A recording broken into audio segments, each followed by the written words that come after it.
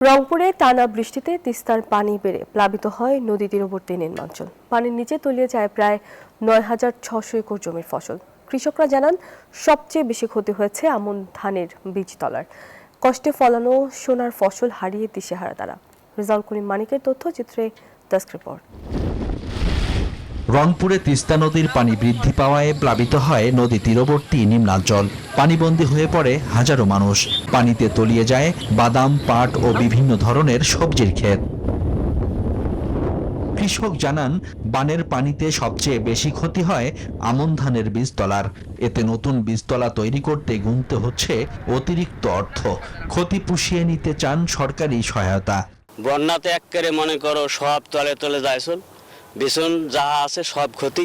আমন ধান, পাট, ভুট্টা এই বন্যার কারণে অনেক ক্ষতিগ্রস্ত হয়েছে। বানটা ঠিক হলে আমাদের কিছু লোক আমরা যা মাটিতে আছে আমরা এতে করে খার পাইতে পারি। পানি নেমে যাওয়ার পর দ্রুত চাষাবাদের পরামর্শ দিচ্ছে কৃষি বিভাগ। কৃষি সম্প্রসারণ অধিদপ্তর বরাবরই কৃষকদের পাশে থেকে পরামর্শ দিয়ে যাচ্ছে। এই বিশেষ করে বিশেষ কিছু কর্মকাণ্ড, বস্তায় ফসল চাষাবাদ, বিশেষ করে আদা, মরিচ, বেগুন এগুলো চাষাবাদের জন্য। কৃষি বিভাগের তথ্যমতে তিস্তাপাড়ের ৫ জেলার প্রায় ৯,৬০০ একর জমির ফসলের ব্যাপক ক্ষতি হয়েছে। Desk report, news 24।